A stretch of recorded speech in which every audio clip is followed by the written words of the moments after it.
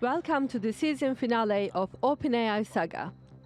The CEO, Sam Altman, is now back in an even stronger position than when he left.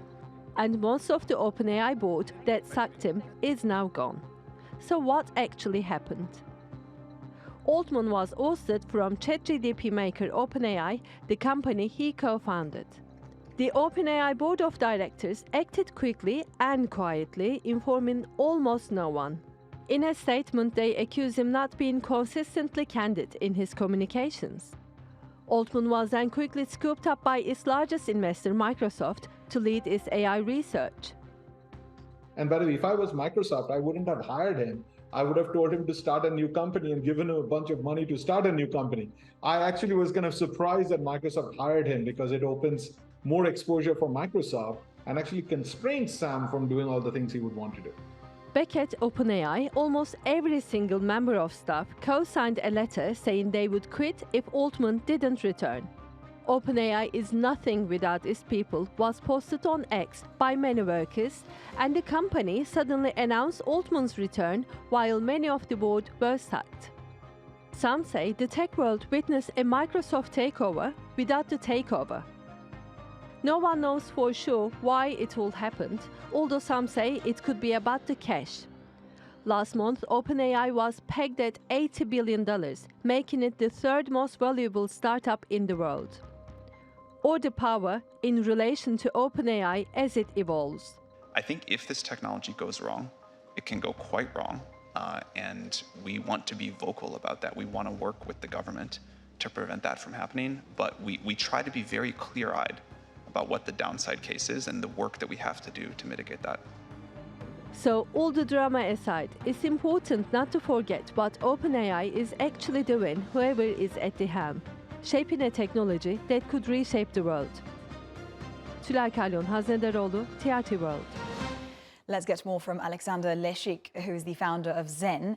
He joins me now from Washington, D.C. Thank you for being with us. So, what do we know today of the reasons behind Sam Altman's dismissal as CEO in the first place? Yes, first of all, thanks for having me. So what we know for his dismissal at first was very clouded, but it was mainly it was called lack of candor, loss of confidence, new leadership, unexpected removal, and then speculation of other factors were the 5 key points without any other further definitive reasoning behind that. So the core reasoning was effectively a board coup led, from what we know now, by Helen Toner. Right. What led to his comeback then to the company? What were the main reasons there, in your opinion? That's a great question. I know the tech world's extremely happy to have him back, myself included. What led to his comeback was really that there was this giant void for the pinnacle and the top of artificial intelligence. Imagine with Apple and Microsoft, you know, in the heat of the late 80s, when the dot-com bubble was emerging, if Steve Jobs and Bill Gates just walked away. That's kind of what this would be akin to, I would imagine. Interesting. Microsoft, one of the key investors in OpenAI, has called for changes in the governance structure of the company. Do you agree that the company's governance could be improved, and how, really? I do believe it could be improved. I think they have a great foundation. The Microsoft CEO himself has showed his character and his ability to his tenacity during that time. He was jovial almost during a time when most would be extremely stressed, but they have a really good governance structure in there with Mr. Lawrence, the former Secretary of Treasury for the United States government. So I think they have a pretty good idea of what direction they're going to try to go in. That was a very tactful move as well. What structure do you think can be put in place to find the right balance between profitability and risks of collateral damages arising from AI more broadly? The trillion-dollar question, I think.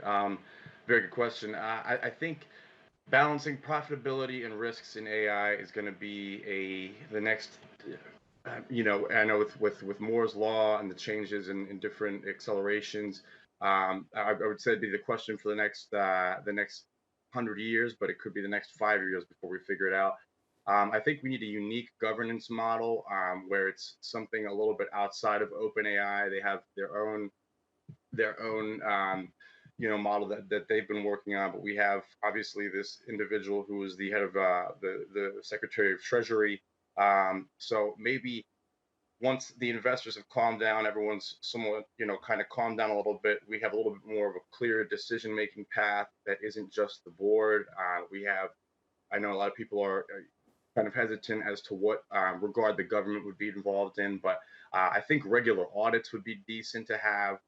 Some balanced representation outside of the company, especially when it's coming to something that's this large. But I know all of us just want to make sure we see Sam and Greg up there in the spots leading that team with 787. So definitely. All right. And stakeholder engagement. I believe stakeholder engagement as well.